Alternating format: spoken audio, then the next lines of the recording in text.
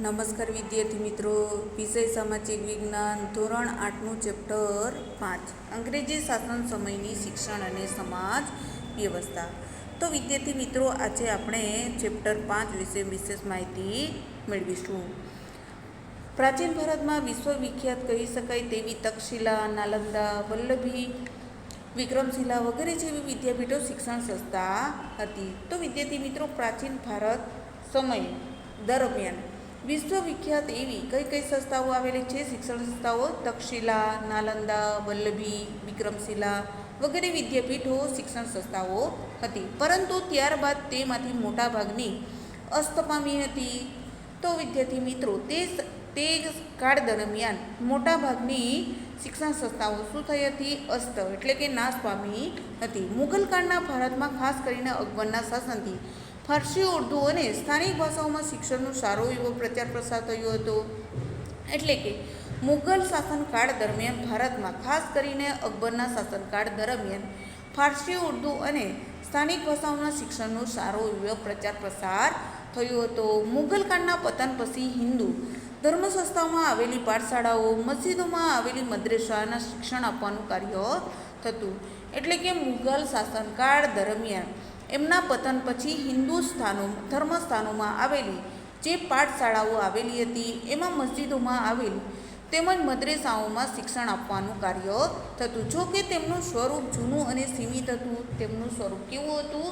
જૂનું હતું અને સીમિત, એટલે કે ખપરતું જ હતું. પ્રાથમિક કક્ષાનું શિક્ષણ આપતી, તેથી શિક્ષણનો વ્યાપ વધ્યો નહીં. તે કેવું શિક્ષણ આપતી હતી? પ્રાથમિક કક્ષાનું, જેથી તેનો શિક્ષણનો વ્યાપ પણ વધ્યો નહીં. ભારતમાં ઈસવીસન 1857 બાદ ક્રમશઃ અંગ્રેજ સત્તાનો પ્રારંભ થયો.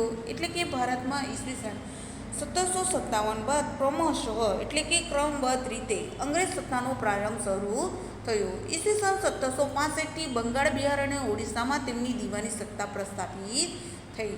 તો વિદ્યાર્થી મિત્રો, 1765થી પછી બંગાળ, બિહાર અને ઓડિશામાં દીવાની સત્તા પ્રસ્થાપિત થઈ. અંગ્રેજ શાસન દરમિયાન પણ તેમની નીતિના કારણે ભારતમાં શિક્ષણનો યોગ્ય પ્રસાર થઈ શક્યો નહીં. તો વિદ્યાર્થી મિત્રો, આપણે જોશું કે ભારતમાં શિક્ષણની સ્થિતિ કેવી હતી તે. અંગ્રેજોના આગમન સમયે ભારતમાં શિક્ષણની આગવી પદ્ધતિ પ્રચલિત હતી. શિક્ષણ આપતી સંસ્થાઓ ઉગામતી શાળાઓ, પંડ્યાની શાળાઓ એ ધૂળિયા નિશાળો તરીકે ઓળખાતી. એટલે કે અંગ્રેજોના આગમન સમયે એટલે કે શરૂઆતમાં જ્યારે પ્રવેશ્યા ત્યારે ભારતમાં શિક્ષણની આગવી પદ્ધતિથી પ્રચલિત હતી. શિક્ષણ આપતી સંસ્થાઓ કેવી હતી? ગામઠી શાળાઓ હતી, પંડ્યાની શાળાઓ હતી કે ધૂળિયા નિશાળો તરીકે ઓળખાતી. એ સમયે ઔપચારિક શિક્ષણની વ્યવસ્થા નહોતી. તે સમયે ઔપચારિક શિક્ષણની વ્યવસ્થા પણ નહોતી. ગામના જાહેર સ્થળો, વડ કે અન્ય વૃક્ષોના છાંયડામાં શાળાને બેસાડવામાં આવતા. એટલે કે વિદ્યાર્થીઓને ક્યાં બેસાડવામાં આવતા? વડ કે અન્ય વૃક્ષના છાંયડામાં બેસાડવામાં આવતા. નિશ્ચિત અભ્યાસક્રમ એટલે કે જે નક્કી થયેલો હતો એ જ અભ્યાસક્રમ, પાઠ્યપુસ્તકો અને તાલીમી શિક્ષકોની સુવિધા નહોતી. એટલે કે નિશ્ચિત જે અભ્યાસક્રમ નક્કી કરવામાં આવેલો છે એ અભ્યાસક્રમ તેમજ પાઠ્યપુસ્તકો વધારે પ્રમાણમાં નહોતા, તેમજ તાલીમી શિક્ષકોની સુવિધા પણ નહોતી. તો વિદ્યાર્થી મિત્રો, બાળકની કૌટુંબિક સ્થિતિને ધ્યાનમાં રાખીને તેને ઉપયોગી થાય તેવું શિક્ષક શિક્ષણ આપતા. એટલે કે બાળકને જે પણ કુટુંબમાંથી આવે છે એ પરિસ્થિતિને ધ્યાનમાં રાખીને ઉપયોગી થાય એવા પુસ્તકોનો ઉપયોગ કરીને શિક્ષક આપતા. મૌખિક શિક્ષણની શરૂઆત આંકથી કરવામાં આવતી. એટલે કે મૌખિક શિક્ષણની શરૂઆત આંકથી એટલે કે આંકડાઓથી કરવામાં આવતી. પછી કક્કો મૂળાક્ષરનું શિક્ષણ આપવામાં આવતું. ત્યારબાદ કક્કો અને મૂળાક્ષરનું શિક્ષણ આપવામાં આવતું. ત્યારબાદ બાળકોને લેખિત શિક્ષણની શરૂઆત કરવામાં આવતી. ત્યારબાદ જ શું કરવામાં આવતું વિદ્યાર્થી મિત્રો? તો લેખિત શિક્ષણની શરૂઆત કરવામાં આવતી. શિક્ષક પોતે જ અભ્યાસક્રમ નક્કી કરતો અને શિક્ષક પોતે જ અભ્યાસક્રમ નક્કી કરતા. શિક્ષકને નિશ્ચિત પગાર કે વેતન નહોતું. શિક્ષકે વિનામૂલ્યે જ બાળકોનો અભ્યાસ કરાવવાનો હતો. એમને વેતન આપવામાં આવતું નહીં. મૌખિક શિક્ષણ પર વધુ ભાર મૂકવામાં આવતો.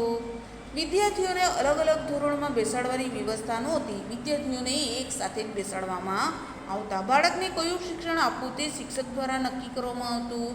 એટલે કે કયા વિદ્યાર્થીને કયા બાળકને કયું શિક્ષણ આપવું એ શિક્ષક પોતે જ નક્કી કરતો.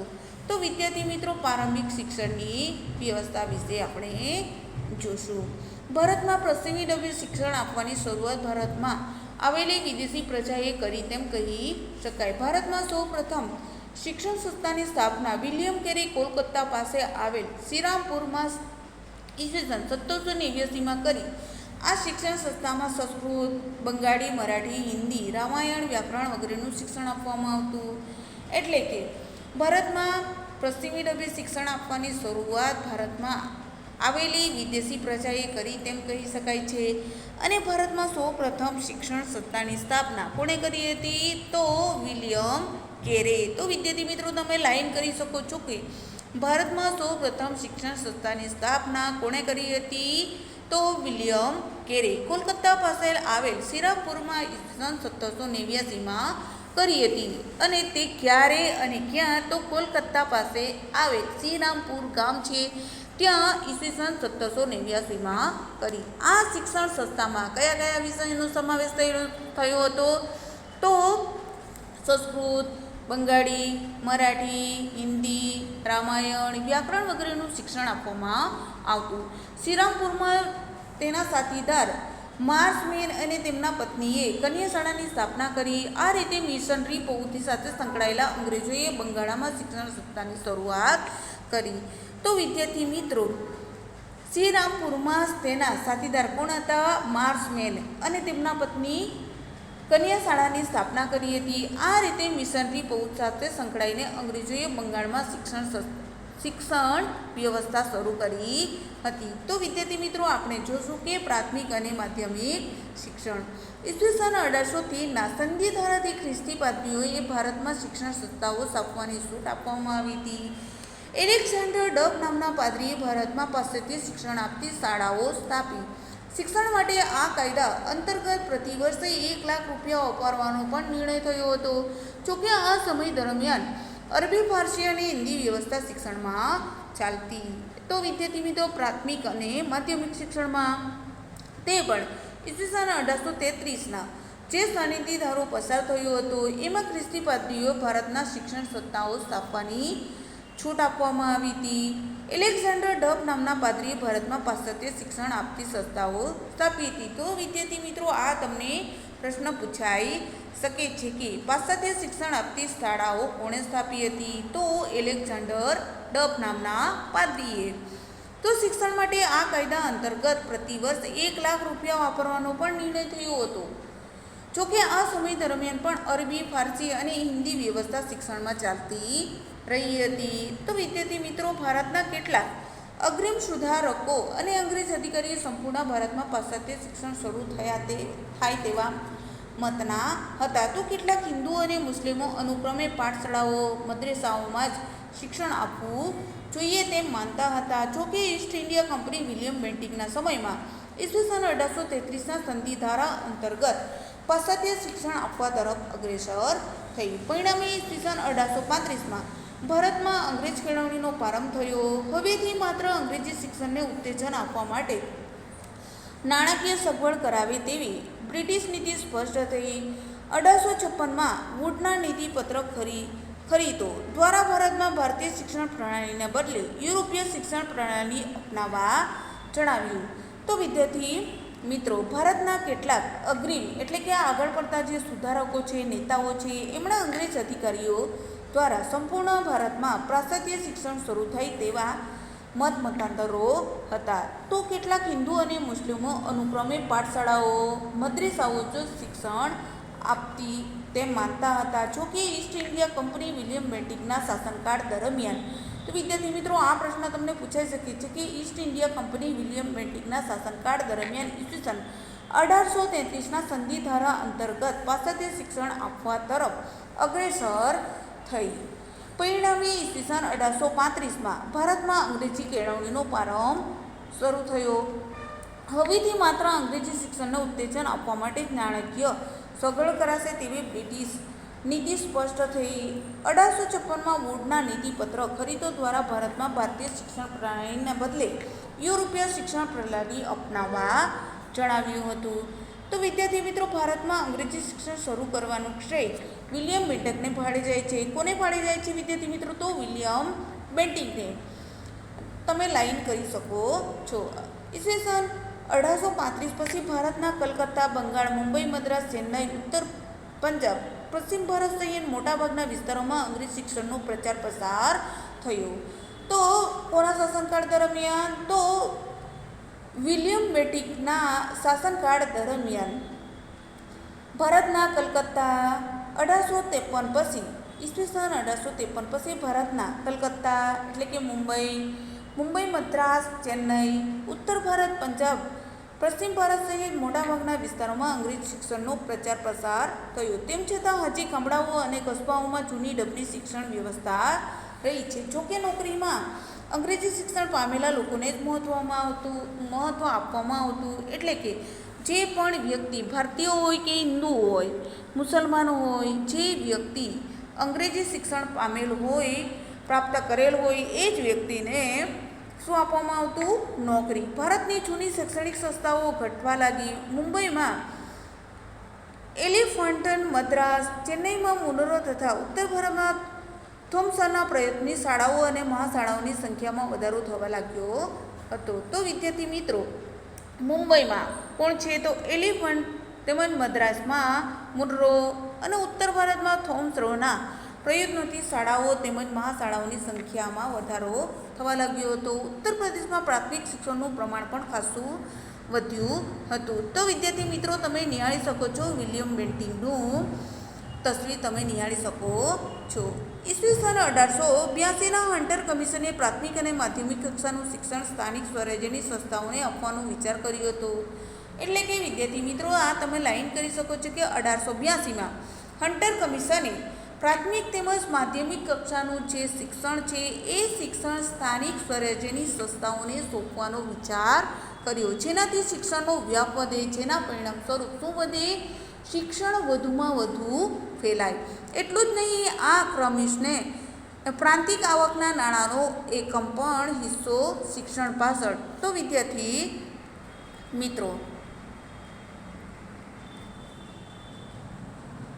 કમિશને પ્રાંતિક આવકના નાણાંનો અમુક ટકા હિસ્સો કોને આપવો છે? શિક્ષણ પાછળ ખર્ચવાની ભલામણ કરી. એટલે કે લોકોને ક્રમિશ પ્રાંતિક એટલે કે જે પણ આવક થાય છે એ આવકનો 1% હિસ્સો કોને આપવો? શિક્ષણ જગત પાછળ ખર્ચવાનો ભલામણ કરી છે. માધ્યમિક શિક્ષણ ક્ષેત્રે પણ સરકારે બિનસરકારી સંસ્થાઓને અગ્રેસર કરી નિયમો ઉદાર બનાવી, પુસ્તકાલયો વસાવવાની, ફી લેવાની છૂટ આપી માધ્યમિક શિક્ષણનો પણ વિકાસ થયો. તો વિદ્યાર્થી મિત્રો, માધ્યમિક શિક્ષણ ક્ષેત્રે જોઈએ તો સરકારે બિનસરકારી સંસ્થાઓને અગ્રેસર એટલે કે આગળ પડતો ભાગ વચ્ચે નિયમો ઉદાર બનાવ્યા છે. પુસ્તકાલયો વસાવવાની, ફી લેવાની છૂટ આપી માધ્યમિક શિક્ષણનો પણ આ રીતે વિકાસ કરી શકાય. તો ઈસવીસન 1917માં નિમાયેલા શેડલર કમિશને માધ્યમિક કક્ષા સુધીનું શિક્ષણ પ્રાદેશિક કે માતૃભાષામાં આપવાની જોગવાઈ કરી. ઈસવીસન 1919ના મોન્ટેગ્યુ ચેમ્સવર્થ કાયદા બાદ પ્રાંતોમાં માધ્યમિક અને પ્રાથમિક શિક્ષણના વિકાસ માટે શિક્ષણ ખાતું ચૂંટાયેલા પ્રતિનિધિઓને આપવામાં આવ્યું. ઈસવીસન 1912માં ગોપાલકૃષ્ણ ગોખલેએ ફરજિયાત પ્રાથમિક શિક્ષણને કાયદો ઘડવા સૂચન કર્યું. તો વિદ્યાર્થી મિત્રો, ઈસવીસન 1917માં જે નિમવામાં આવેલા કોણ છે? શેડલર કમિશનર માધ્યમિક કક્ષા સુધી શિક્ષણ પ્રાદેશિક તેમજ માતૃભાષામાં આપવાની ફરજ પાડી હતી. ઈસવીસન 1919ના મોન્ટેગ્યુ ચેમ્સવર્થ કાયદા બાદ તો વિદ્યાર્થી મિત્રો, મોન્ટેગ્યુ ચેમ્સવર્થ કાયદો ક્યારે અમલમાં આવ્યો? તો ઈસવીસન 1919માં મોન્ટેગ્યુ ચેમ્સવર્થ સુધારા કાયદામાં આવ્યો. તો વિદ્યાર્થી મિત્રો, તમે લાઈન કરી શકો છો. એક વાક્યનો પ્રશ્ન પૂછાઈ શકે છે. પ્રાંતોમાં માધ્યમિક અને પ્રાથમિક શિક્ષણના વિકાસ માટે શિક્ષણ ખાતું ચૂંટાયેલા પ્રતિનિધિઓને આપવામાં આવ્યું. ઈસવીસન 1912માં ગોપાલકૃષ્ણ ગોખલેએ ફરજિયાત પ્રાથમિક શિક્ષણનો કાયદો ઘડવા સૂચન કર્યું.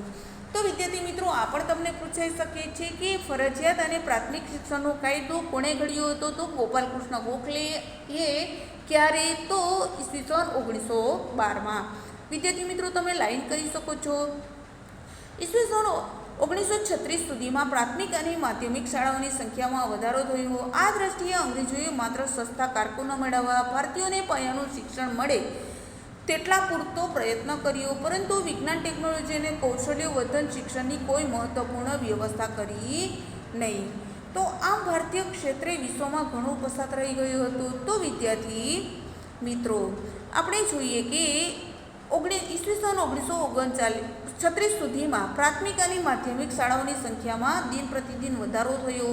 આ દ્રષ્ટિએ જોઈએ તો અંગ્રેજો માત્ર સસ્તા કારકુનો મળી રહે, ભારતીયોને પાયાનું શિક્ષણ માત્ર પૂરતું જ મળે, પરંતુ વિજ્ઞાન અને ટેકનોલોજી તેમજ કૌશલ્યવર્ધક જ્ઞાન અને શિક્ષણની કોઈ મહત્વપૂર્ણ વ્યવસ્થા અંગ્રેજોએ ભારતીયો માટે કરી નહોતી. આમ ભારત શિક્ષણ ક્ષેત્રે વિશ્વમાં કેવું રહી ગયું હતું?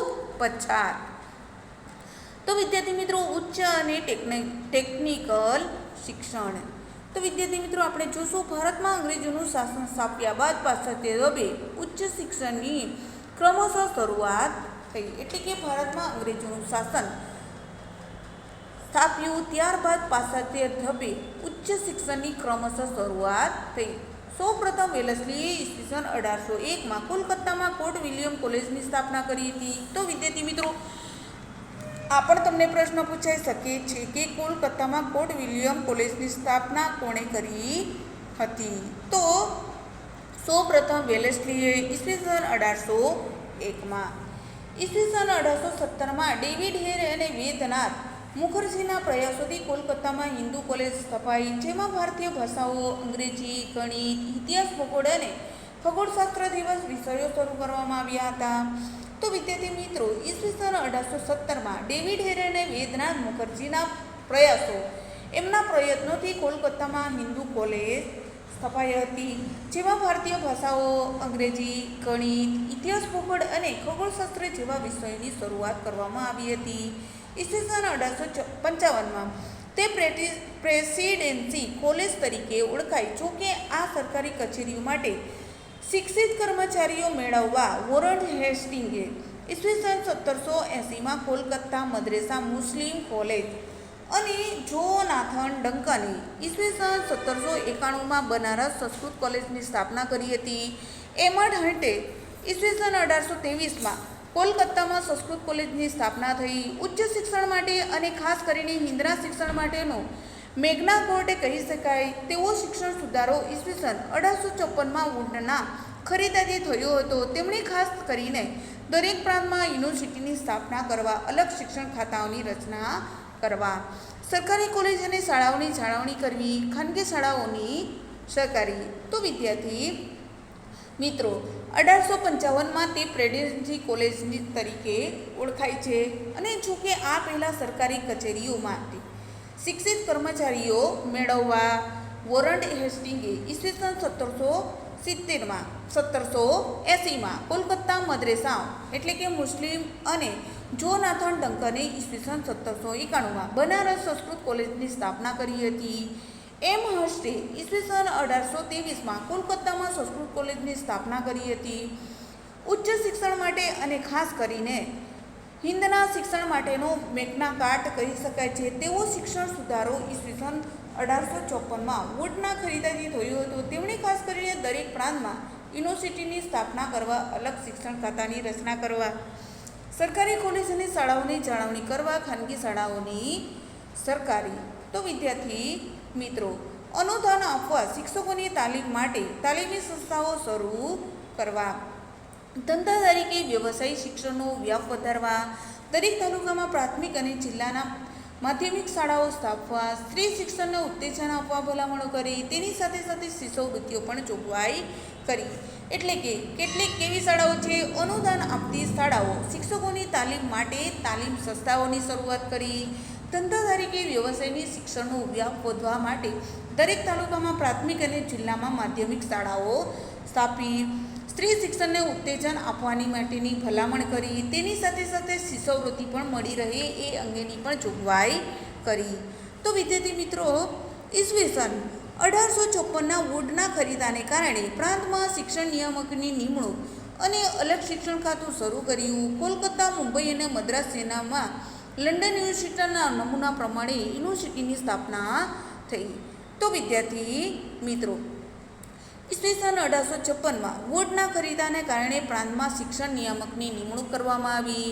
અલગ શિક્ષણ ખાતાની શરૂઆત કરવામાં આવી, જે પણ કોલકાતા, મુંબઈ અને મદ્રાસ લંડન યુનિવર્સિટીના નમૂના પ્રમાણે યુનિવર્સિટીની સ્થાપના કરવામાં આવી. ભારતમાં આ પછી પણ 1882માં પંજાબ અને અલ્હાબાદમાં યુનિવર્સિટીની સ્થાપના થઈ. મુંબઈમાં ઈસવીસન 1844માં એલિફન્ટ્સ કોલેજની સ્થાપના થઈ. તો વિદ્યાર્થી મિત્રો, આ રીતે ભારતના વિવિધ ભાગોમાં ઉચ્ચ શિક્ષણ આપતી કોલેજો અને યુનિવર્સિટીઓ સ્થપાતી ગઈ. કરઝઈએ ઈસવીસન 1904માં યુનિવર્સિટીને લાગતો કાયદો પસાર કર્યો હતો. એટલે કે આ જ રીતે ભારતના વિભિન્ન એટલે કે અલગ અલગ જે ભાગો આવેલા છે એમાં પણ ઉચ્ચ શિક્ષણ આપતી કોલેજો યુનિવર્સિટીઓની સ્થાપના થઈ. અને લોર્ડ કરઝઈએ ઈસવીસન 1904માં યુનિવર્સિટીને લગતો કાયદો પણ પસાર કર્યો હતો. તો વિદ્યાર્થી મિત્રો, આ તમને પ્રશ્ન પૂછાઈ શકે છે કે યુનિવર્સિટીને લગતો કાયદો કોણે પસાર કર્યો હતો અને ક્યારે? તો લોર્ડ કરઝઈએ 1904માં. તેમાં ચૂંટાયેલા સભ્યોની સંખ્યા ઘટાડી નિમાયેલા સભ્યોને સેનેટનું સ્થાન આપ્યું હતું. 20મી સદીમાં પણ ભારતમાં ઈસવીસન 1916માં બનારસ હિન્દુ યુનિવર્સિટી, ઈસવીસન 1920માં જામિયા મિલિયા યુનિવર્સિટી, ઈસવીસન 1922માં શાંતિ નિકેતન વિશ્વ ભારતી યુનિવર્સિટી જેવી અગત્યની ઉચ્ચ શિક્ષણની સંસ્થાઓની સ્થાપના થઈ. તો વિદ્યાર્થી મિત્રો, તો આપણે જોશું કે ઈસવીસન 1916માં બનારસ હિન્દુ યુનિવર્સિટી, ઈસવીસન 1920માં જામિયા મિલિયા યુનિવર્સિટી, ઈસવીસન 1922માં શાંતિ નિકેતન વિશ્વ ભારતી યુનિવર્સિટી જેવી અગત્યની ઉચ્ચ શિક્ષણની સંસ્થાઓ જે આવેલી છે એની સ્થાપના કરવામાં આવી છે. ઈસવીસન 1946માં ભારતની કુલ યુનિવર્સિટીની સંખ્યા કેટલી થઈ ગઈ છે?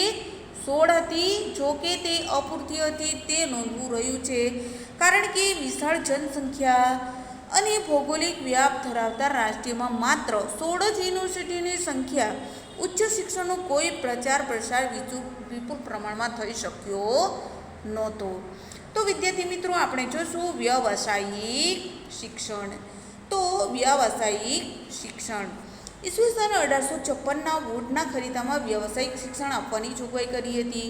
જોકે ભારતમાં વિજ્ઞાન, ટેકનોલોજી અને વ્યવસાય સાથે સંકળાયેલી મોટી સંખ્યાઓ 20મી સદીમાં અસ્તિત્વમાં આવી, જેમાં બેંગ્લોર એટલે કે હાલનું બેંગાલુરુની ઇન્ડિયન ઇન્સ્ટિટ્યૂટ ઓફ સાયન્સ, કલકત્તાનું ભોજ સંશોધન કેન્દ્ર, આંતરવિભાગીય દહેરાદૂન જંગલ ખાતા સાથે સંકળાયેલ સંશોધન કેન્દ્ર, દિલ્હીનું ખેતીવાડી કેન્દ્ર, રૂડીકીમાં ઇજનેરી વિદ્યાલયને લગતું કેન્દ્ર, પુણેમાં ભાંડારકર ઇન્સ્ટિટ્યૂટ મુખ્ય ગણાવી શકાય છે. તો વિદ્યાર્થી મિત્રો, વ્યવસાયિક શિક્ષણના કેન્દ્રો કયા કયા આવેલા છે? તો 1856ના વોટના ખરીદામાં વ્યવસાયિક શિક્ષણ આપવાની પણ જોગવાઈ થયેલી છે. જોકે ભારતમાં વિજ્ઞાન અને ટેકનોલોજી એની સાથે સાથે વ્યવસાય સાથે સંકળાયેલી મોટી સંસ્થાઓ જેવી કે 20મી સદીમાં અસ્તિત્વમાં આવી, જેમાં બેંગ્લોરમાં કઈ છે? ઈસ્ટ ઇન્ડિયા ઓફ સાયન્સ, કલકત્તાનું કયું કેન્દ્ર આવેલું છે? ભોજ સંશોધન કેન્દ્ર,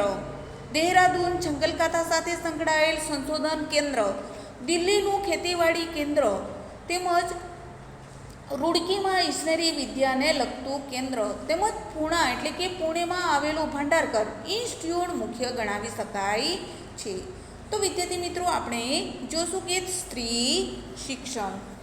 શ્રીરામપુરથી સ્ત્રી શિક્ષણની શરૂઆત થઈ હતી. તો વિદ્યાર્થી મિત્રો, સ્ત્રી શિક્ષણની શરૂઆત ક્યારથી થઈ હતી? તો શ્રીરામપુરથી. ઈસવીસન 1813થી ઈસવીસન 1851 સુધીના સમયમાં બંગાળ, મુંબઈ અને મદ્રાસ, ચેન્નઈમાં પ્રાંતોમાં ખ્રિસ્તી પાદરીઓએ અને અન્ય કેટલાક અમીર કુટુંબોએ કન્યા શિક્ષણ આપતી સંસ્થાઓની સ્થાપના કરી હતી. રાજા રામ મોહન રાય, દયાનંદ સરસ્વતીએ 19મી સદીમાં સ્ત્રી શિક્ષણ માટે ખાસ હિમાયત કરી હતી, પરંતુ આ સમયગાળામાં સરકારે સ્ત્રી શિક્ષણની મોટે ભાગે ઉપેક્ષા કરી હતી. તો વિદ્યાર્થી મિત્રો, શ્રીરામપુરથી કોની શરૂઆત થઈ છે? તો સ્ત્રી શિક્ષણની શરૂઆત થઈ છે. તે પણ ઈસવીસન 1831થી ઈસવીસન 1851 સુધીના સમયગાળા દરમિયાન બંગાળ, મુંબઈ, મદ્રાસ, ચેન્નઈ પ્રાંતોમાં ખ્રિસ્તી પાદરીઓએ અન્ય કેટલાક અમીર કુટુંબોએ પણ કન્યા શિક્ષણ આપતી સંસ્થાઓની સ્થાપના કરી હતી, જેમાં ખાસ કરીને રાજા રામમોહન રાય, દયાનંદ સરસ્વતીએ 19મી સદીમાં સ્ત્રી શિક્ષણ માટે ખાસ હિમાયત કરી હતી. પરંતુ આ સમયગાળા દરમિયાન સરકારે સ્ત્રી શિક્ષણ મોટે ભાગે ઉપેક્ષા કરી હતી. તો વિદ્યાર્થી મિત્રો, રાજા રામમોહન રાયની તસવીર આપ નિહાળી શકો છો. તો ઈસવીસન 1849થી 50ના સમયગાળાના અરસામાં બંગાળના અંગ્રેજ શિક્ષણ શાસ્ત્રી કોણ છે? બેથુન અને પ્રખર બ્રહ્મો સમાજી ઈશ્વરચંદ્ર વિદ્યાસાગરે ઈસવીસન 1849માં હિન્દુ બાલિકા સરકારી વિદ્યાલયની સ્થાપના કરી હતી. તો વિદ્યાર્થી મિત્રો, આ તમને પ્રશ્ન પૂછાઈ શકે છે કે ઈસવીસન 1849થી 50ના અરસામાં બંગાળના અંગ્રેજ શિક્ષણ શાસ્ત્રી કોણ છે? બેથુન અને પ્રખર કોણ છે? બ્રહ્મો સમાજી ઈશ્વરચંદ્ર વિદ્યાસાગર. ઈસવીસન 1849માં હિન્દુ બાલિકા સરકારી વિદ્યાલયની સ્થાપના કરી હતી. તો લાઈન કરી શકો છો. તેમણે ભારતમાં સ્ત્રી શિક્ષણનો પાયો મજબૂત બનાવ્યો હતો. એટલે વિદ્યાર્થી મિત્રો, કોણે? બેથુન અને બ્રહ્મો સમાજી ઈશ્વરચંદ્ર વિદ્યાસાગરે સ્ત્રી શિક્ષણની હિમાયત કરી હતી, તે પણ બાલિકા. ઈસવીસન 1873માં 73 સુધીમાં બ્રિટિશ ભારતમાં 1640 કન્યા શાળાઓ હતી. તો વિદ્યાર્થી મિત્રો, બ્રિટિશ ભારતમાં 1640 કન્યા શાળાઓ હતી. આ સમયે માત્ર 4.89% કન્યા શાળાઓમાં જ હતી. એટલે સમગ્ર 19મી સદીમાં સ્ત્રી શિક્ષણની પરિસ્થિતિ મોટે ભાગે નિમ્ન કક્ષાની રહી એમ કહી શકાય. તો વિદ્યાર્થી મિત્રો, ઈસવીસન 1873 સુધીમાં બ્રિટિશ ભારતમાં 1640 કન્યા શાળાઓ હતી. આ સમયે માત્ર 4.89% જ કન્યા શાળાએ જતી હતી. એટલે સમગ્ર ભારતમાં કહી શકીએ તો 19મી સદીમાં સ્ત્રી શિક્ષણની પરિસ્થિતિ મોટે ભાગે નિમ્ન એટલે કે ખૂબ નીચી કક્ષાની રહી છે, ખૂબ ઓછું શિક્ષણ લેતી આમ કહી શકાય. તો વિદ્યાર્થી મિત્રો, અગ્રગણ્ય શિક્ષણ સુધારો. 19મી સદીના ભારતમાં આધુનિક કેળવણી પામેલો મધ્યમ વર્ગ ઊભો થયો. તેમાંના કેટલાક ખૂબ અગ્રગણ્ય શિક્ષણ સુધારકો રહ્યા હતા. એટલે કે 19મી સદીના ભારતમાં આધુનિક કેળવણી પામેલો મધ્યમ વર્ગ ઊભો થયો હતો. તેમાંના કેટલાક ખૂબ જ અગ્રગણ્ય એટલે કે આગળ પડતા શિક્ષણ સુધારકો રહ્યા હતા. તેમણે જોયું કે ભારતમાં શિક્ષણનો અભાવ એ ભારતની ગુલામીનું મુખ્ય કારણ છે. એટલે કે ભારતમાં શિક્ષણનો શું છે? ખૂબ જ અભાવ છે અને તે ભારતની ગુલામીનું સૌથી મહત્ત્વનું કારણ કહી શકાય છે.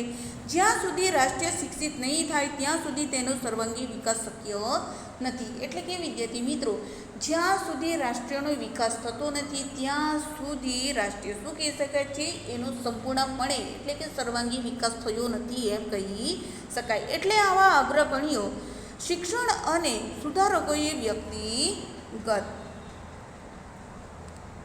વ્યક્તિગત રીતે, સંસ્થાગત રીતે કે અંગ્રેજોની સાથે મળીને મોટા પ્રમાણમાં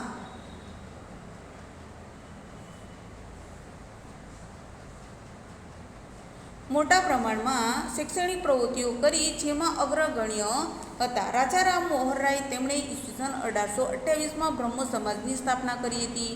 તેમણે વિલિયમ બેન્ટિંગમાં ભારતમાં અંગ્રેજી કેળવણીનો પ્રારંભ કરવા નૈતિક બળ પૂરું પાડ્યું હતું. તો વિદ્યાર્થી મિત્રો, આ શૈક્ષણિક સંસ્થાગત રીતે અંગ્રેજોને સાથે મળીને મોટા પ્રમાણમાં શૈક્ષણિક પ્રવૃત્તિઓ શરૂ કરી હતી, જેમાં અગ્રગણ્ય નેતાઓ કયા છે? રાજા રામમોહન રાય.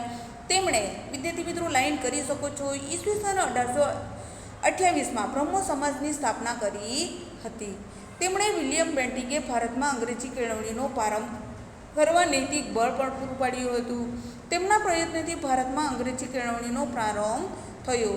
તો બ્રહ્મ સમાજના એવા જ અગ્રીમ નેતા કોણ છે? ઈશ્વરચંદ્ર વિદ્યાસાગર. બંગાળમાં ઈસવીસન 1849થી 50નો સમયગાળો શાળાઓ શરૂ કરવા પ્રયત્નશીલ હતા. જેમના પ્રયત્નોથી બંગાળમાં ફક્ત છોકરાઓ માટે જ નહીં પરંતુ કન્યાઓ માટેની શાળાઓ પણ સ્થપાઈ હતી. એટલે કે રાજા રામમોહન રાયના શાસનકાળ દરમિયાન ઈસવીસન 1849થી 50ના શાસનકાળ દરમિયાન શાળાઓની શરૂઆત કરવામાં આવી હતી. શરૂઆત માટેના પ્રયત્નશીલ રહ્યા હતા, જેમના પ્રયત્નોથી બંગાળમાં ફક્ત છોકરાઓ જ શિક્ષણ લે એ યોગ્ય ન હતું. માટે સાથે સાથે કન્યાઓ પણ શું હોવી જોઈએ? શિક્ષિત હોવી જોઈએ. માટે કન્યાઓના ભવિષ્ય અંગે વિચારીને પણ તેમણે શાળાઓની સ્થાપના કરી હતી. મહારાષ્ટ્રમાં મહાદેવ ગોવિંદ રાનડે, તેમના પત્ની રામાબાઈ રાનડે કન્યાઓ અને વિધવાઓ માટેની શાળાઓની સ્થાપના કરી હતી. એટલે કે મહારાષ્ટ્રમાં મહાદેવ ગોવિંદ રાનડે અને તેમના પત્ની કોણ છે? રમાબાઈ રાનડેએ કન્યા શાળાઓ, વિધવાઓ માટેની શાળાઓની સ્થાપના કરી હતી. મહારાષ્ટ્રમાં અગ્રીમ સુધારક કોણ છે? જ્યોતિરાવ ફૂલે, તેમના પત્ની સાવિત્રીબાઈ ફૂલેએ પણ કન્યા કેળવણી અને વિધવાઓની કેળવણી માટેના પ્રયત્નો કરી શાળાઓની સ્થાપના કરી હતી. જે રીતે મહારાષ્ટ્રમાં કોણ છે? ગોવિંદ રાનડે અને તેમના પત્ની રમાબાઈ રાનડે કન્યા શાળાઓ અને વિધવા માટેની શાળાઓની સ્થાપના કરી હતી. જે એ જ રીતે મહારાષ્ટ્રમાં પણ અગ્રીમ સુધારક કોણ છે? જ્યોતિરાવ ફૂલે અને એમના પત્ની સાવિત્રીબાઈ ફૂલે. તો એમણે પણ કન્યા કેળવણીને ઉત્તેજન આપ્યું હતું. વિધવાઓની કેળવણી માટેના તેમણે શાળાઓની સ્થાપના કરી હતી. મહારાષ્ટ્રમાં મહર્ષિ કર્વીએ ઈસવીસન 1916માં સ્ત્રીઓ માટે અનેક યુનિવર્સિટીની સ્થાપના કરી હતી. તો વિદ્યાર્થી મિત્રો, મહારાષ્ટ્રમાં આવેલા કોણ છે? મહર્ષિ કવિએ ઈસવીસન 1916માં સ્ત્રીઓ માટે અલગ યુનિવર્સિટીની સ્થાપના પણ કરી હતી. તો આ પ્રશ્ન પૂછાઈ શકે છે, માટે તમે નોંધ કરી શકો છો. આજે આ યુનિવર્સિટી SNDT યુનિવર્સિટી તરીકે ઓળખાય છે વિદ્યાર્થી મિત્રો. તો આ મહર્ષિ કવિએ જે ઈસવીસન 1916માં સ્ત્રીઓ માટે અલગ યુનિવર્સિટીની સ્થાપના કરી હતી, એ યુનિવર્સિટી આજે કઈ રીતે ઓળખાય છે? તો યુનિવર્સિટી SNDT વિમેન્સ યુનિવર્સિટી તરીકે ઓળખાય છે. અને આજે એમાં સ્ત્રીઓ કે મહિલાઓ આજે પણ શિક્ષણ લે છે. અમદાવાદમાં ઈસવીસન 1850માં હરકુંવર શેઠાણીએ સોડીઓની શાળા નામે કન્યા શાળાની સ્થાપના કરી હતી. તો વિદ્યાર્થી મિત્રો, આ પણ તમને પ્રશ્ન પૂછાઈ શકે છે કે સોડીઓની નિશાળ નામે કન્યા શાળાની સ્થાપના કોણે કરી હતી અને ક્યારે? તો ઈસવીસન 1850માં હરકુંવર શેઠાણીએ સોડીઓની નિશાળ નામે કન્યા શાળાની સ્થાપના કરી હતી. તો મહાન સમાજ સુધારક દયાનંદ સરસ્વતીએ પણ લાહોરમાં દયાનંદ એગ્લો વૈદિક કોલેજની સ્થાપના કરી હતી. જ્યારે તેમના શિષ્ય કોણ છે? સ્વામી શ્રદ્ધાનંદ છે. એમના શિષ્ય કોણ છે? સ્વામી શ્રદ્ધાનંદ. ઈસવીસન 1902માં.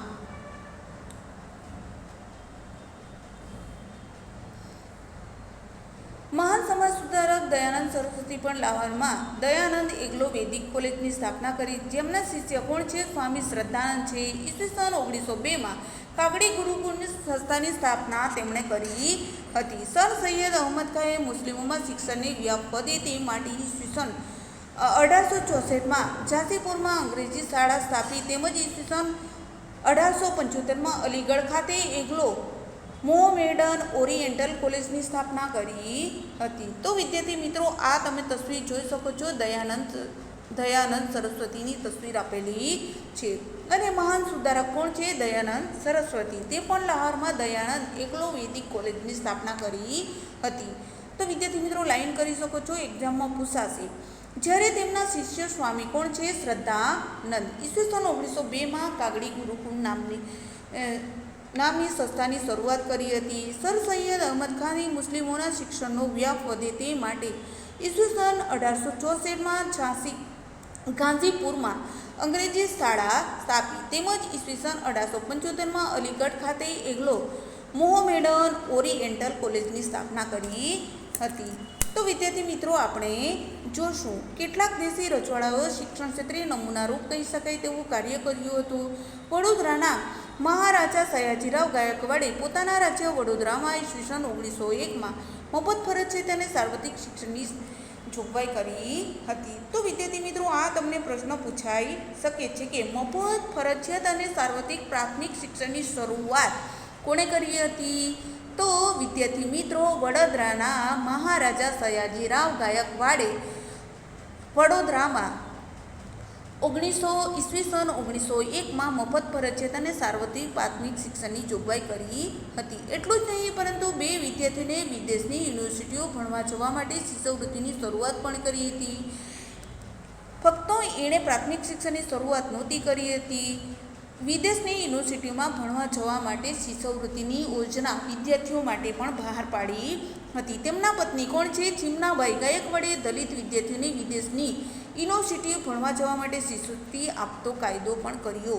તે જ રીતે ગોંડલના રાજા કોણ છે? ભગવતસિંહજીએ 19મી સદીના છેલ્લા દાયકામાં ગોંડલના કન્યા વિદ્યાલયોની સ્થાપના કરી. કન્યાઓ માટે મફત ફરજિયાત અને સાર્વત્રિક શિક્ષણની જોગવાઈ પણ કરી હતી. તો વિદ્યાર્થી મિત્રો, આપણે જોશું કે મહાત્મા ગાંધીજીના શિક્ષણ અંગેના વિચારો. તો મહાત્મા ગાંધીજીએ સ્વાતંત્ર્ય સંગ્રામની સાથે સાથે શિક્ષણ પ્રવૃત્તિએ પણ ભગીરથ કાર્ય કર્યું હતું. તેમની શિક્ષણ યોજના ઈસવીસન 1936માં વર્ધા શિક્ષણ યોજના તરીકે જાણીતી છે. તો વિદ્યાર્થી મિત્રો, ગુજરાત વિદ્યાપીઠ તમે જોઈ શકો છો, એ ક્યાં આવેલી છે વિદ્યાર્થી મિત્રો? તો અમદાવાદમાં આવેલી છે. તો મહાત્મા ગાંધીજીએ સ્વાતંત્ર્ય સંગ્રામની સાથે સાથે શિક્ષણ પ્રવૃત્તિએ પણ ભગીરથ કાર્ય કર્યું હતું. તેમની શિક્ષણ યોજના ઈસવીસન 1936માં વર્ધા શિક્ષણ યોજના તરીકે જાણીતી બની છે. ડૉક્ટર ઝાકીર હુસેનના વડપણ હેઠળ તેમણે એક શિક્ષણ સમિતિની રચના કરી હતી. તો વિદ્યાર્થી મિત્રો, શિક્ષણ સમિતિની રચના કોના હસ્તક હેઠળ એમણે કરી હતી? તો ઝાકીર હુસેનના વડપણ હેઠળ તેમણે કરી હતી. તો તેમના મતે સાક્ષરતા એ શિક્ષણનો અંત કે પ્રારંભ નથી, તે તો માત્ર એક સાધન છે કે જેના દ્વારા પુરુષો અને સ્ત્રીઓની શિક્ષિત કરી શકાય છે. સાક્ષરતા કે અસાક્ષર જ્ઞાન એ સ્વયં શિક્ષણ નથી. ગાંધીજીએ પાશ્ચાત્ય શિક્ષણની સામે નઈ તાલીમ, બુનિયાદી શિક્ષણ, વર્ધા શિક્ષણ યોજના, પાયાની કેળવણી એટલે કે બેઝિક એજ્યુકેશન, ઉદ્યોગ શિક્ષણ જેવા શૈક્ષણિક વિચારોના અમલમાં મૂકી ભારતીય શિક્ષણ પ્રણાલીને ટકાવી હતી.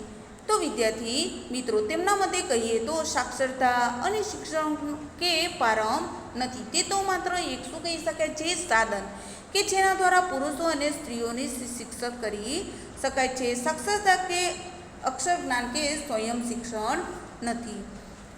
ગાંધીજીએ પાશ્ચાત્ય શિક્ષણ સામે નઈ તાલીમ એટલે કે નવી તાલીમ લેવી, બુનિયાદી શિક્ષણ આપવું, વર્ધા શિક્ષણ યોજના, પાયાની કેળવણી આપવી એટલે કે બેઝિક એજ્યુકેશન આપવું, ઉદ્યોગ શિક્ષણ જેવા શૈક્ષણિક વિચારોને અમલમાં મૂકી ભારતીય શિક્ષણ પ્રણાલીને આગળ વધાવી હતી. પ્રણાલીને ટકાવી રાખવાનો તેઓએ પ્રયાસ કર્યો હતો. તો વિદ્યાર્થી મિત્રો, ગાંધીજીનું માનવું હતું કે વિદ્યાર્થીનું યોગ્ય જીવન ઘડતર કરવામાં, તેમને રોજગારી અપાવવામાં નિષ્ફળ નીવડ્યું હતું. તેઓ પોતાના પાયાના શિક્ષણને સ્વાશ્રયી, વ્યવસાયલક્ષી ઓપ આપવા માંગતા હતા. એટલે કે ગાંધીજીનું કેવું માનવું હતું વિદ્યાર્થી મિત્રો? પ્રચલિત શિક્ષણ વિદ્યાર્થીનું યોગ્ય જીવન ઘડતર થાય. કોનાથી? તો શિક્ષણથી.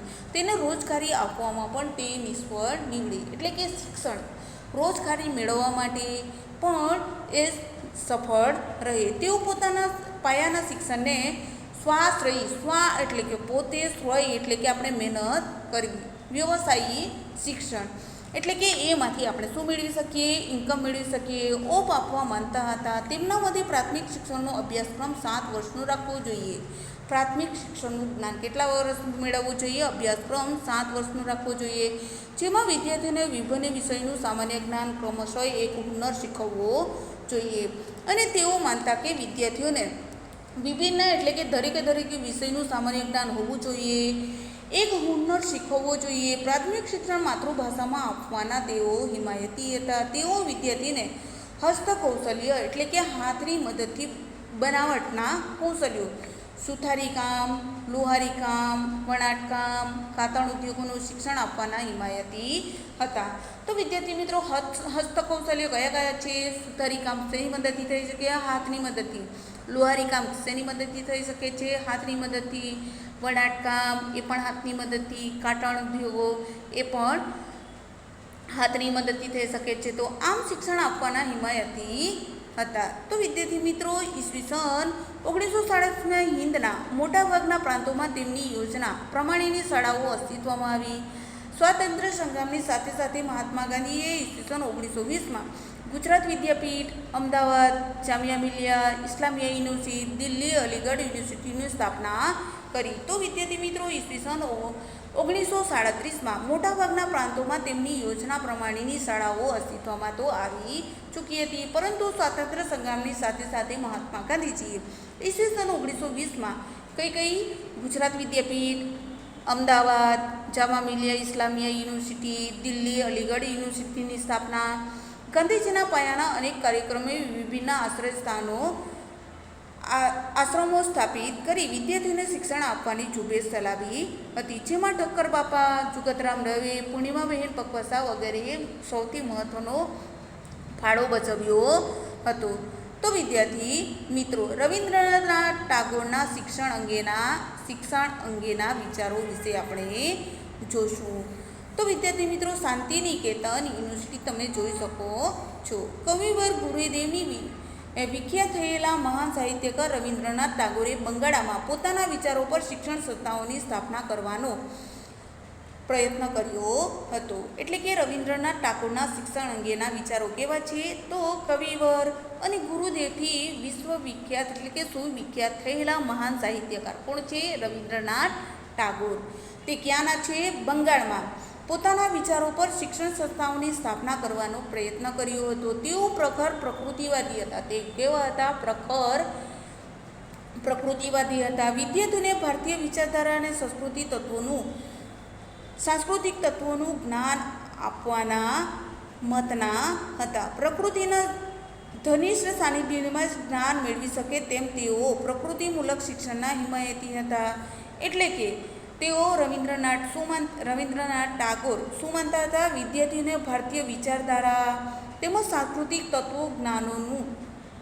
તત્વોનું જ્ઞાન મળે અને પ્રકૃતિના ધનિષ્ઠમાં જ સાનિધ્યમાં રહીને જ્ઞાન પ્રાપ્ત કરે, તેમજ પ્રકૃતિમૂલક શિક્ષણના તેઓ હિમાયતી હતા. તેમના મતે કહીએ તો શિક્ષણિક બાળકના સર્જનાત્મક વિકાસ કરી શકે તેવું હોવું જોઈએ. તેઓ માનતા કે શિક્ષણની કઠોર શિસ્તથી બાળક મુક્ત હોવું જોઈએ. એટલે કે શિક્ષણની કઠોર જે નીતિઓ હોય છે, નિયમો હોય છે, શિસ્તતા હોય છે, એના બદલે બાળક શું હોવું જોઈએ? જે પણ પ્રવૃત્તિ એ ક્લાસમાં કરે છે, પિરિયડમાં કરે છે, બહાર કરે છે, એ મુક્તપણે કરવા દેવી જોઈએ અને એમાંથી જ એ ઘણું બધું શીખી શકે છે. એ રવિન્દ્રનાથ ટાગોરના મતે શિક્ષણ કહી શકાય છે. બાળકની કલ્પના શક્તિ, કુતૂહલ વૃત્તિ વિકસે તેવી શિક્ષણ વ્યવસ્થા હોવી જોઈએ. એટલે કે બાળકમાં કલ્પના શક્તિ જાતે આવે, કુતૂહલ વૃત્તિ વિકસે તેવી શિક્ષણ વ્યવસ્થા હોવી જોઈએ. બાળકોમાં સંગીત, વિભિન્ન તેમજ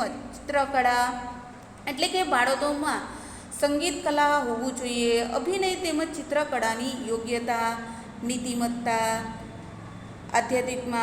આધ્યાત્મિકતા જેવા ગુણો વિકસે તેવા હિમાયતી હતા. શિક્ષકમાં બાળકોનો મનોવૈજ્ઞાનિક વિકાસ કરવાની ક્ષમતા હોવી જોઈએ તેવું પણ તેઓ માનતા. તેમણે ઈસવીસન 1901માં શાંતિનિકેતન સંસ્થાની સ્થાપના કરી હતી. તો વિદ્યાર્થી મિત્રો, રવિન્દ્રનાથ ટાગોરે ઈસવીસન 1901માં શાંતિનિકેતન સંસ્થાની સ્થાપના કરી હતી. પોતાના વિચારો પ્રમાણે શિક્ષણ વ્યવસ્થા શરૂ કરી. અનેક વિદ્વાનો આ સંસ્થાઓએ રાષ્ટ્રને આપ્યા છે. આ સંસ્થા આગળ જતાં શાંતિનિકેતન વિશ્વભારતી યુનિવર્સિટી તરીકે વિખ્યાત થઈ હતી. એટલે કે શાંતિનિકેતન સંસ્થા તે પાછળ જતાં શાંતિનિકેતન વિશ્વભારતી યુનિવર્સિટી તરીકે વિખ્યાત થઈ છે. તો વિદ્યાર્થી મિત્રો, જાણવું ગમશે એમાં કવિવર રવિન્દ્રનાથ ટાગોરને તેમના કવિતા સંગ્રહ ગીતાંજલિ માટે ઈસવીસન 1913માં નોબેલ પુરસ્કાર મળ્યો હતો. તો વિદ્યાર્થી મિત્રો, આપણે જોશું અંગ્રેજ શાસન દરમિયાન સામાજિક સુધારા. ભારતમાં અંગ્રેજી શાસન સ્થપાયું તે સમયે કેટલાક સામાજિક અનિષ્ટ કે દૂષણો પ્રવર્તતા હતા. તે માનતા વિરોધીઓ અને વ્યક્તિના વિકાસને રૂંધતા હતા. તેઓ શું માનતા હતા? તેઓ માનવતાનો જે વિકાસ થઈ રહ્યો છે, એમના જે વિરોધીઓ છે, એ વિરોધીઓ એમના વિકાસને રૂંધી રહ્યા છે. આ સામાજિક દૂષણો મુખ્યત્વે બાળ લગ્ન, અસ્પૃશ્યતા, બાળકીને દૂધ પીતી કરવી, ગુલામી પ્રથા, સતી પ્રથા, જ્ઞાતિભેદ, વિધવા વિવાહ, પુનઃવિવાહની મનાઈ, નિરક્ષરતા અને અંધશ્રદ્ધાઓ ગણાવી શકાય છે. તો વિદ્યાર્થી મિત્રો, અંગ્રેજ શાસન દરમિયાન સામાજિક સુધારાઓ કઈ રીતે થયા છે? તો અંગ્રેજ શાસન સ્થપાયું તે સમયે કેટલાક સામાજિક અનિષ્ટો કે દૂષણો રહ્યા હતા. તે માનતા કે વિરોધીઓ અને વ્યક્તિના વિકાસને રૂંધી રહ્યા છે. સામાજિક દૂષણો મુખ્યત્વે કયા કયા છે? બાળલગ્ન, બાળકીને દૂધ પીતી કરવી, ગુલામી પ્રથા, સતી પ્રથા, જ્ઞાતિભેદ, વિધવા, પુનઃવિવાહની મનાઈ, નિરક્ષરતા અને અંધશ્રદ્ધાને ગણાવી શકાય છે. તો વિદ્યાર્થી મિત્રો, 19મી સદીમાં કેટલાક મહાન સુધારકોએ ભારતના સામાજિક દૂષણો વિરુદ્ધ વ્યક્તિગત રૂપે અને સંસ્થાઓ સ્થાપીને તેને દૂર કરવા ઝુંબેશ ઉપાડી.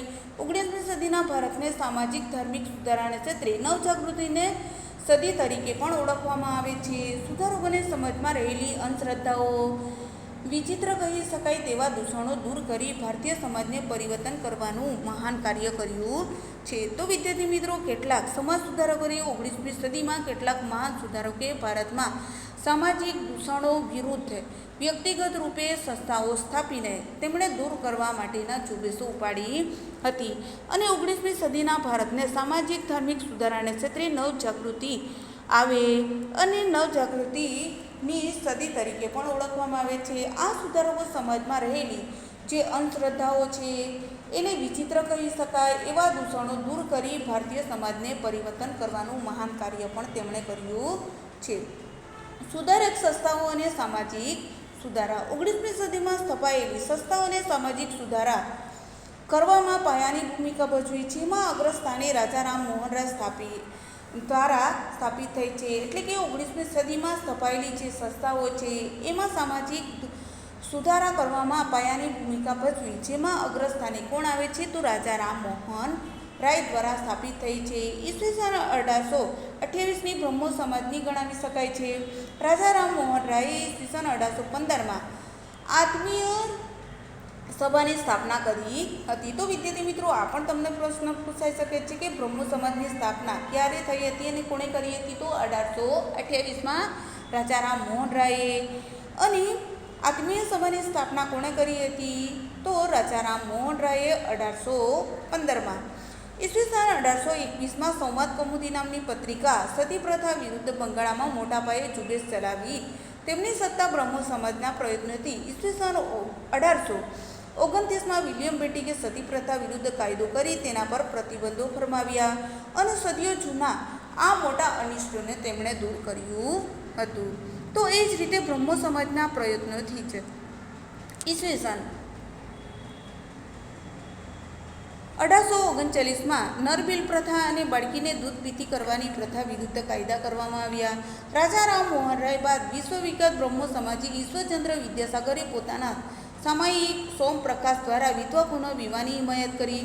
તેઓ માનતા કે જે સ્ત્રીઓ નાની વયે વિધવા બને તે વિધવા તરીકે આખી જિંદગી અત્યંત કઠિન પરિસ્થિતિમાં જીવે તે સભ્ય સમાજની નિશાની નથી.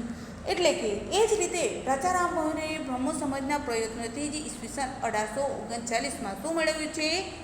નરબલી પ્રથા, બાળકીને દૂધ પીતી કરવાની પ્રથા વિરુદ્ધ કાયદો કરવામાં આવ્યો હતો. રાજા રામ મોહન રાય બાદ વિશ્વવિખ્યાત બ્રહ્મો સમાજી ઈશ્વરચંદ્ર વિદ્યાસાગરજી પોતાના સામાયિક સોમપ્રકાશ દ્વારા વિધવા પુનઃવિવાહની હિમાયત કરી. તેઓ માનતા કે જે સ્ત્રીઓ નાની વયે મૃત્યુ પામે છે એમણે વિધવા તરીકે આખી જિંદગી જીવવી કેવી હોય છે? અત્યંત કઠિન તેમજ મુશ્કેલભરી હોય છે અને જે જીવે તે સભ્ય સમાજથી નિશાની નથી. તે સમયના ભારતમાં વિધવાનું જીવન અત્યંત કેવું હતું? મુશ્કેલભર્યું હતું, દુષ્કર હતું. તેમના પ્રયત્નોથી ઈસવીસન 1856માં ડેલહાઉસીએ વિધવા પુનર્વિવાહ કાયદો પસાર કરી વિધવાના લગ્નને કાયદેસર બનાવી એક મોટા સામાજિક દૂષણને દૂર કર્યું હતું. ભારતમાં અસ્પૃશ્યતાના કલંકને દૂર કરવા મહાત્મા ગાંધીજીએ ખૂબ પાયાનો વિચાર કર્યો હતો. તેમણે પોતાના રચનાત્મક કાર્યોમાં અનુસૂચિત જાતિના ઉદ્ધારની પ્રવૃત્તિઓની ખાસ સ્થાપના કરી હતી. ગાંધીજીએ અનુસૂચિત જાતિના દુધાભાઈને પરિવાર સહિત પોતાના આશ્રમમાં વસાવ્યા હતા. મહારાજ સયાજીરાવ ગાયકવાડ પણ અનુસૂચિત જાતિના લોકો ઉદ્ધારની પ્રવૃત્તિઓ સાથે સંકળાયા હતા. ડૉક્ટર ભીમરાવ આંબેડકર અનુસૂચિત જાતિના લોકોને સામાજિક, શૈક્ષણિક અને રાજકીય અધિકારો મળે તે માટે આજીવન સંઘર્ષો કર્યા હતા. તો વિદ્યાર્થી મિત્રો, અસ્પૃશ્યતા નિવારણના કલંકને દૂર કરવા માટે મહાત્મા ગાંધીજીએ પણ ખૂબ પ્રયાસો કર્યા હતા. તેમાં પોતાના રચનાત્મક કાર્યોના અનુસૂચિત જાતિના ઉદ્ધારની પ્રવૃત્તિઓનું ખાસ સ્થાન આપ્યું હતું. ગાંધીજીએ અનુસૂચિત જાતિના દુધાભાઈના પરિવારને પોતાના આશ્રમમાં રાખ્યા હતા. મહારાજા સયાજીરાવ ગાયકવાડ પણ અનુસૂચિત જાતિના લોકોના ઉદ્ધારની પ્રવૃત્તિઓ સાથે સંકળાયેલા હતા. ડૉક્ટર ભીમરાવ આંબેડકરે અનુસૂચિત જાતિના લોકોને સામાજિક, શૈક્ષણિક અને રાજકીય અધિકાર મળી રહે તે માટે આજીવન હંમેશા સંઘર્ષ કરતા રહ્યા. અનુસૂચિત જાતિના લોકોને મંદિર પ્રવેશ આપવો, અન્ય સાર્વજનિક સ્થળોએ પણ પ્રવેશ આપવો. સત્યાગ્રહો પણ તેમના દ્વારા કરવામાં આવ્યા હતા. મામા સાહેબ ફડકેએ ગોધરામાં અનુસૂચિત જાતિના બાળકો માટે શાળા સ્થાપી હતી. તે જ રીતે પરીક્ષિતલાલ મજમુદારે અનુસૂચિત જાતિના લોકો માટે શાળા છાત્રાલયો સ્થાપી તેમના શૈક્ષણિક વિકાસ માટેના દ્વાર ખોલ્યા. ઠક્કર બાપાએ આદિવાસી કે જનજાતિના પ્રદેશોમાં જઈ આશ્રયો સ્થાપ્યા. તેઓ માટે શિક્ષણની વ્યવસ્થા કરી અને એ જ રીતે તેમને ઉન્નત બનાવી મૂળ પ્રવાહમાં લાવવા ભગીરથ પ્રયત્નો કર્યા હતા. તો વિદ્યાર્થી મિત્રો, મામા સાહેબ ફડકેએ ગોધરામાં અનુસૂચિત જાતિના બાળકો માટે શાળાઓ સ્થાપી હતી. એ જ રીતે પરીક્ષિતલાલ મજમુદારે અનુસૂચિત જાતિના લોકો માટે શાળા છાત્રાલયો પણ રહેવા માટેની પણ સુવિધા કરી હતી. શૈક્ષણિક વિકાસ માટેના દ્વાર ખોલી નાખ્યા હતા. ઠક્કર બાબાએ આદિવાસી કે જનજાતિના પ્રદેશોમાં જઈ આશ્રમો સ્થાપ્યા હતા. તેઓ માટે શિક્ષણની વ્યવસ્થા પણ કરી હતી. તેમજ ઉન્નત બનાવી મૂળ પ્રવાહમાં લાવવાના હંમેશા ભગીરથ પ્રયાસો પણ કર્યા હતા. આમ સુધારાની પ્રક્રિયા ધીમી પણ યોગ્ય દિશામાં પ્રગતિ કરી ચૂકી હતી, જેનું સુંદર ચિત્ર આપણને હાલ જોવા મળે છે. તો વિદ્યાર્થી મિત્રો, આપણે જોશું કે બાળ લગ્ન. તો વિદ્યાર્થી મિત્રો, બાળ લગ્ન કરવો એ શું છે? ગુનો છે. અંગ્રેજોના ભારતમાં આગમન સમયે બાળ લગ્નની કુપ્રથા લગભગ દરેક સમાજમાં પ્રચલિત હતી. એટલે કે અંગ્રેજો ભારતમાં પ્રવેશે એ પહેલાં બાળકોની કુપ્રથા લગ્ન પ્રથા દરેક સમાજમાં પ્રચલિત હતી. બાળ લગ્નોના પરિણામે કજોડાના સંજોગોમાં મોટાભાગે મહિલાઓ શોષણનો ભોગ બનતી હતી. એટલે કે બાળ લગ્નો જ્યારે કરવામાં આવતા પરિણામ સ્વરૂપ કજોડું થતું, તો મોટાભાગે મહિલાઓ શોષણનો ભાગ બનતી હતી. મહિલાઓ તેમજ કેટલેક અંશે પુરુષો પણ બાળ લગ્નના પરિણામે વિકાસથી વંચિત રહી જતા હતા.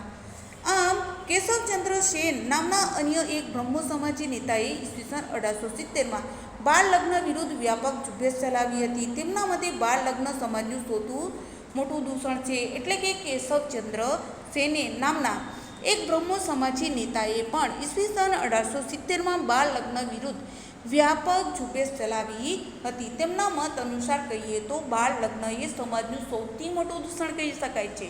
તે બાળકના શારીરિક અને માનસિક વિકાસ તો રૂંધે જ છે, એની સાથે સાથે પરંતુ તેની શૈક્ષણિક પ્રગતિમાં પણ મોટો અવરોધ ઊભો કરનારું પરિબળ કહી શકાય.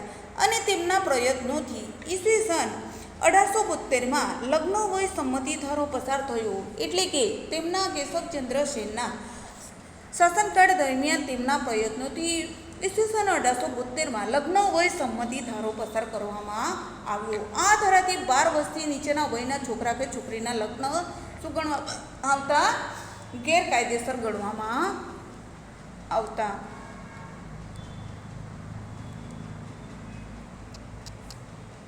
કન્યા કેળવણી. મહિલાઓને શિક્ષણથી દૂર રાખવાના માઠા પરિણામો ભારતમાં જોવા મળતા હતા. સમાજનું લગભગ અડધું અંગ શિક્ષણથી વંચિત રહે એ માટે સમાજ માટે પણ ઘાતક પુરવાર થાય. ઉપરાંત બાળકોના ઘડતરમાં સ્ત્રીઓનું યોગદાન મહત્વનું છે. જો તેઓને શિક્ષણ ન મળે તો ભવિષ્યનો સમાજ કેવો બનશે? પાંગડો. માટે કન્યા કેળવણીની જરૂરિયાત છે. તો વિદ્યાર્થી મિત્રો, કન્યા એટલે છોકરીઓની કેળવણી એટલે કે શિક્ષણ. મહિલાઓને શિક્ષણથી દૂર રાખવું એ કેવું છે? માઠા પરિણામ બાબત છે. ભારતમાં જોવા મળ્યા હતા. સમાજનું લગભગ અડધું અંગ શિક્ષણથી શું રહે છે? વંચિત. એટલે કે શિક્ષણ મેળવતું નથી. સમાજ માટે પણ આ ઘાતક પુરવાર છે. ઉપરાંત બાળકોના ઘડતરમાં સ્ત્રી શિક્ષણનું યોગદાન કેવું છે? ખૂબ જ મહત્વનું કહી શકાય છે. જો તેઓને શિક્ષણ ન મળે તો ભવિષ્યનો સમાજ કેવો હશે? પાંગડો બની રહેશે. અને કન્યા કેળવણીની જરૂરિયાત છે. વોટના ખરીદવામાં ભારતીય પ્રજામાં સ્ત્રી શિક્ષણને વધુ ઉત્તેજન મળે તેવા પગલાં ભરવાનું ગવર્નર જનરલે સૂચન કર્યું. ખરીદામાં સૂચવેલ ગ્રાન્ટ ઇન એડ પદ્ધતિમાં કન્યાઓ માટેની શિક્ષણ સંસ્થાઓનો સમાવેશ કરવામાં આવે છે. ભારતમાં એ વખતના ગવર્નર જનરલ ડેલહાઉસીની સ્ત્રી કેળવણી પ્રત્યેનું હકારાત્મક વર્ણન હતું. એટલે કે કાઉન્સિલ ફોર એજ્યુકેશનને માર્ગદર્શન આપતા તેમણે જાહેર કર્યું છે કે ઈસવીસન 1854ના ખરીદામાં શિક્ષણની જે જવાબદારી છે તે સરકારે સ્વીકારવી જોઈએ. ઊંટના ખરીદાથી સ્ત્રી કેળવણીના ખર્ચમાં ભારે વધારો કરવાનો અનુરોધ કર્યો. પરિણામે નવી કન્યા શાળાઓ શરૂ થઈ. તો વિદ્યાર્થી મિત્રો, ઊંટના ખરીદામાં જોઈએ તો ભારતીય પ્રજાના સ્ત્રી શિક્ષણને વધુ ઉત્તેજન મળી રહે તેવા પગલાં ભર્યા. ગવર્નર જનરલે સૂચન કર્યું, ખરીદામાં સૂચવેલ ગ્રાન્ટ ઇન એડ પદ્ધતિમાં કન્યાઓ માટેની શિક્ષણ સંસ્થાઓનો સમાવેશ કરવામાં આવે. ભારતમાં એ વખતના ગવર્નર જનરલ કોણ હતા? ડેલહાઉસી. તો ડેલહાઉસીએ સ્ત્રી શિક્ષણ પ્રત્યેનું હકારાત્મક વલણ હતું. કાઉન્સિલ ફોર એજ્યુકેશનને માર્ગદર્શન આપતા તેમણે જાહેર કર્યું હતું કે ઈસવીસન 1854ના ખરીદામાં શિક્ષણની જે જવાબદારી તે હંમેશા સરકારે સ્વીકારવી રહી. ઊંટના ખરીદાથી સ્ત્રી કેળવણીના ખર્ચમાં ભારે વધારો કરવાનો અનુરોધ કર્યો. પરિણામે નવી કન્યા શાળાઓની શરૂઆત કરવામાં આવી. તો વિદ્યાર્થી મિત્રો, આપણે જોશું કે વિધવા વિવાહ. મધ્યકાલીન ભારતમાં પતિના મૃત્યુ બાદ પતિનું જ્યારે મૃત્યુ થઈ જાય છે ત્યારબાદ પુનઃલગ્નની છૂટ મળી નહોતી. એટલે કે મધ્યકાલીનના શાસનકાળ દરમિયાન પતિ મૃત્યુ પામે તે ત્યારબાદ સ્ત્રીને ફરીથી લગ્ન કરવાની છૂટ મળી નહોતી. તે સમયમાં આર્થિક ઉત્પાદનનું કાર્ય પુરુષો કરતા હતા. આવા પુરુષોનું મૃત્યુ થતાં વિધવા માટે જીવન જીવવું મુશ્કેલ થઈ જતું હતું. એટલે કે જે વ્યક્તિ શું કરે છે? વ્યવસાય કરે છે અને સ્ત્રી વ્યવસાય કરતી નથી. અને જે પતિનું સ્ત્રી શું થાય છે? મૃત્યુ પામે છે અને ત્યારબાદ સ્ત્રી શું કરી શકતી નથી? આર્થિક રીતે ભરણ પોષણ કરવું એના માટે મુશ્કેલ બની જતું હોય છે. આમ મહિલાને શિક્ષણ આપવાથી તેઓ આર્થિક રીતે શું કરી શકે છે? પગભર થઈ શકે છે. અને પુનઃલગ્નની છૂટ પણ અત્યંત આવશ્યક હતી. પ્રાચીન ભારતમાં વિધવા વિવાહની પ્રથા હતી, પરંતુ પછી આ પ્રથા બંધ થઈ. વિધવાઓના પુનઃલગ્ન માટે સમાજ સુધારકોએ ભગીરથ પ્રયત્નો કર્યા, જેમાં રાજારામ મોહન રાય, ઈશ્વરચંદ્ર વિદ્યાસાગર મુખ્ય હતા. સમાજ સુધારકોએ વિધવા વિવાહ માટે પુસ્તકો, ચોપાનિયા, પેમ્ફલેટ છાપી લોકોને આ માટે જાગૃત કર્યા. મહારાષ્ટ્રમાં મહાદેવ ગોવિંદ રાનડે, રમાબાઈ રાનડે, જ્યોતિબા ફૂલે, સાવિત્રીબાઈ ફૂલે, મહર્ષિ કર્વી, ગોપાલકૃષ્ણ ગોખલે વગેરેએ પણ વિધવા વિવાહ પુનઃવિવાહ માટે તેમજ બાળ લગ્ન વિરુદ્ધ બહુ જ મોટી ઝુંબેશ ચલાવી હતી. વિધવા આશ્રમોની સ્થાપના કરી. આ દૂષણો સામે પડકાર આપ્યા. સ્ત્રીઓને શિક્ષણ મળે તે માટે સંસ્થાઓ સ્થાપી. તો વિદ્યાર્થી મિત્રો, પ્રાચીન ભારતમાં વિધવા વિવાહની પ્રથા હતી, પરંતુ આ પ્રથા ધીરે ધીરે બંધ થઈ અને વિધવામાં પુનઃલગ્ન માટે સમાજ સુધારકોએ ભારત ભગીરથ પ્રયત્નો કર્યા, જેમાં ખાસ કરીને રાજા રામમોહન રાય, ઈશ્વરચંદ્ર વિદ્યાસાગર સૌથી મહત્ત્વના કહી શકાય. અને વિધવા વિવાહ માટે પુસ્તકો છપાયા, ચોપાનિયા, પેમ્ફલેટ છાપી લોકોને જાગૃત કરવામાં આવ્યા, જેમાં મહારાષ્ટ્રમાં આવેલા મહાદેવ ગોવિંદ રાનડે, રમાબાઈ રાનડે, જ્યોતિબા ફૂલે, સાવિત્રીબાઈ ફૂલે, મહર્ષિ કર્વી, ગોપાલકૃષ્ણ ગોખલે વગેરે પણ વિધવા પુનઃવિવાહ માટે બાળ લગ્ન વિરુદ્ધ બહુ જ મોટી ઝુંબેશ ચલાવી હતી અને વિધવા આશ્રમોની સ્થાપના કરી. આ દૂષણો સામે પડકારો આપ્યા. સ્ત્રીઓને શિક્ષણ મળે તે માટેની સંસ્થાઓની સ્થાપના કરવામાં આવી.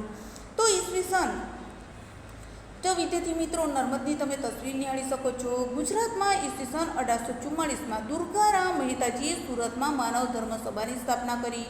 લોકોને વહેમ, અંધશ્રદ્ધા, દોરા ધાગાની પ્રવૃત્તિથી છોડાવવા મહત્વપૂર્ણ કાર્ય કર્યું.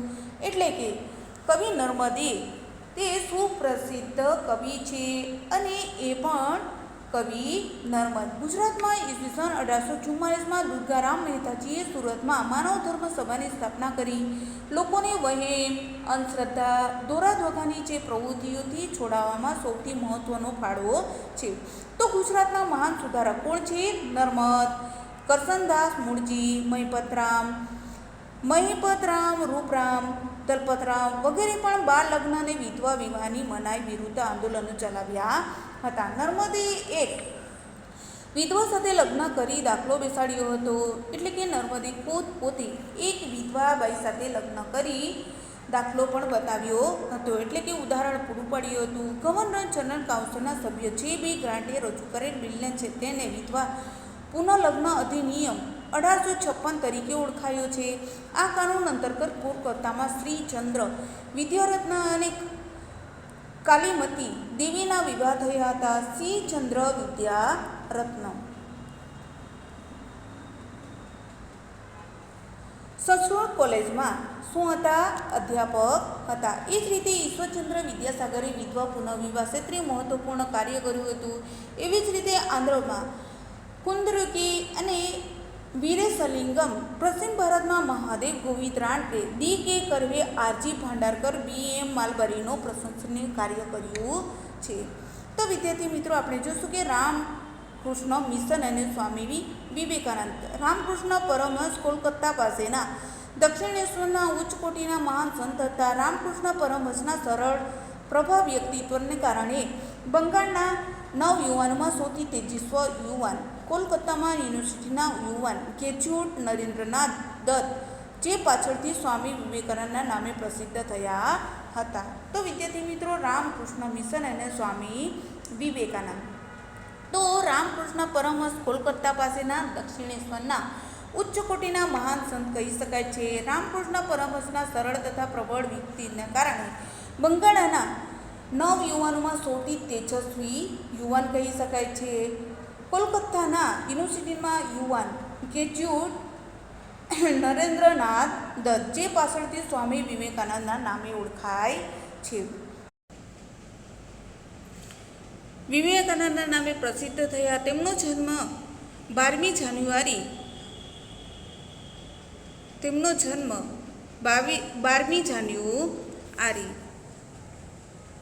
1863માં થયું હતું. પિતાનું નામ વિશ્વનાથ દત્ત અને માતાનું નામ ભુવનેશ્વરી દેવી હતું. સ્વામી વિવેકાનંદે રામકૃષ્ણ પરમહંસની ઉદાર ધર્મભાવના અને સેવા ભાવનાનો પ્રચાર કરવા માટે રામકૃષ્ણ મિશન નામની સ્થાપના કરી હતી. ઈસવીસન 1897માં તેમણે કરી હતી.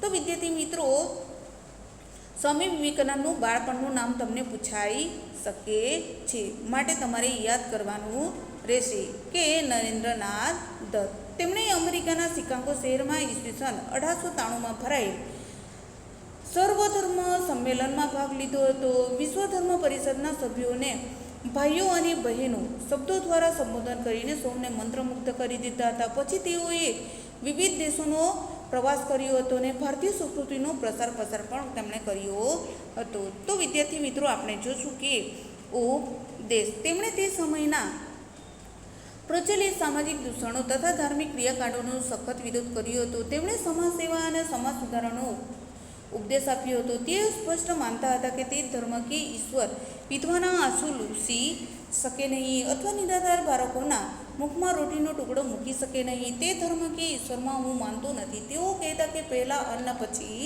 ધર્મ. તેઓ મનુષ્ય માત્રમાં ઈશ્વરના દર્શન કરતા હતા. તેમના મત મુજબ માનવ સેવા એક પ્રભુ સેવા છે. તેઓ યુવાનોને કહેતા કે ઉત્તિષ્ઠ જાગ્રત પ્રાય વરાણની બોધત, એટલે કે એનો મતલબ થાય છે ઉત્તિષ્ઠ એટલે કે ઉઠો, જાગ્રત એટલે કે જાગો, પ્રાય એટલે કે